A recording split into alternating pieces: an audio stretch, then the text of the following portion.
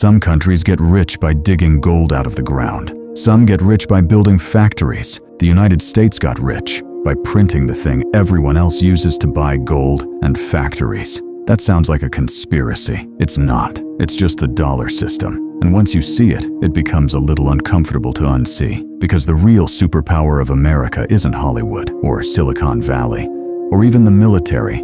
It's the fact that the world runs on America's money. Not metaphorically, literally. Right now, somewhere on Earth, two countries are trading oil, and neither of them is the United States. But the deal is still being done in dollars. That's the weird part. That's the magic trick, and it's a big reason the US got so rich. So let's talk about how that happened, and why it might not last forever. Here's the setup. Imagine the global economy as a giant marketplace. Every country is a stall. Germany sells machines.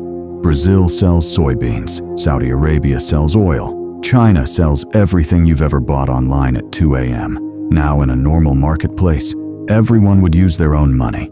You'd pay in euros here, yen there, pesos over there. It would be messy. So the world quietly agreed on something simpler. One currency would sit in the middle. One currency would be the default. That currency became the US dollar, and that decision changed everything. Because when your money becomes the world's money, you don't just participate in the game, you become the scoreboard. But this wasn't always true. In the early 1900s, the world's main currency was the British pound, because Britain was the empire. Then 2 world wars happened. Britain got weaker. America got stronger. And by the end of World War II, the US was sitting on something insane. Most of the world's gold. Its factories were untouched. Its economy was booming. Everyone else was rebuilding from rubble. So, in 1944, world leaders met in a quiet little town called Bretton Woods, and they basically made a deal. The dollar would be tied to gold. Other currencies would be tied to the dollar. So the dollar became the center of the system. Gold was the anchor. America was the bank. And for a while, it worked. Until America did something very human. It started spending. A lot. Wars, social programs, big promises. And eventually, the math stopped working. Because the US was printing more dollars than it had gold. Other countries noticed. They started asking, hey, can we trade these dollars back for gold? America looked at the vault, looked at the requests, and in 1971, President Nixon did something that sounded tempting, but changed history permanently. He closed the gold window. No more gold backing. The dollar was now backed by something else. Not metal, not math, trust, and power. A little absurd, honestly. The world's financial system running on vibes. But here's the twist. Instead of collapsing, the dollar became even stronger. So why didn't the world walk away? Why didn't countries say, okay, no gold? We're out. Because by then, the dollar wasn't just a currency. It was infrastructure. Oil was priced in dollars. Global trade contracts were in dollars. Banks held dollars. Governments stored dollars. It was like trying to uninstall the operating system of the global economy. Good luck. And then came the next genius, slightly cynical upgrade. The petrodollar. In the 1970s, the US made a quiet agreement with Saudi Arabia. Saudi oil would be sold in dollars. In return, the US would provide protection and support. This meant something huge. If any country wanted oil, the most important commodity on Earth, they needed dollars first. So demand for dollars wasn't optional. It was built into the world's energy supply. The dollar became oil's language, and oil became the dollar's lifeline. Now here's where the wealth part gets interesting. Because if that means the world needs your debt. Let's say you're Japan. You sell cars to the world. You earn dollars. What do you do with those dollars? You can't just pile up cash forever. So you buy the safest dollar asset, US Treasury bonds.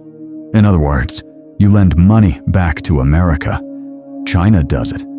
Europe does it. Oil exporters do it. The world earns dollars. then sends them back to the US as loans. So America gets to consume more than it produces, because the world finances the difference. That's not a small advantage. That's a cheat code. It means the US can run massive deficits, year after year, and still be treated like the safest place on earth. Most countries borrow like a family asking the bank for help. America borrows like the bank asking the family for help.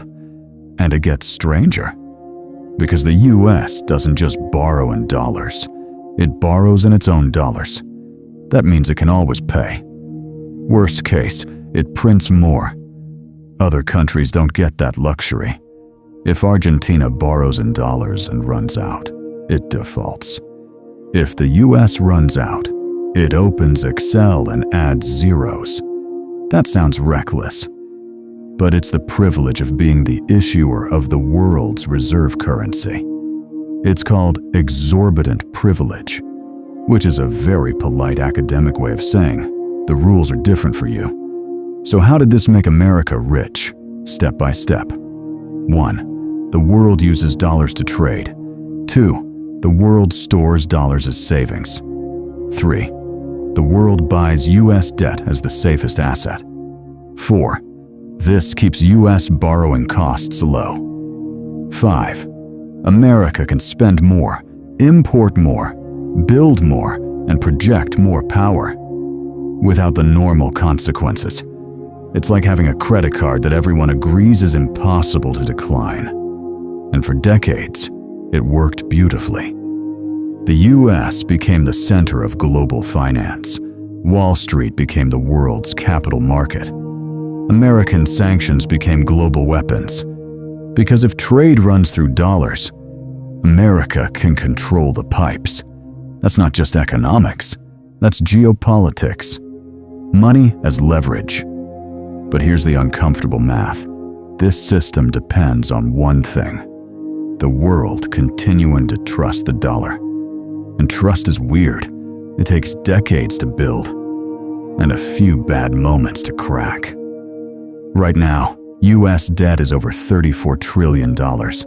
Interest payments are enormous. Politics is chaotic. Countries like China and Russia openly talk about moving away from the dollar. New payment systems are being built. Gold is being stockpiled again. Not because the dollar is about to vanish tomorrow, but because the world is quietly asking, what happens if the operating system glitches? And here's the irony.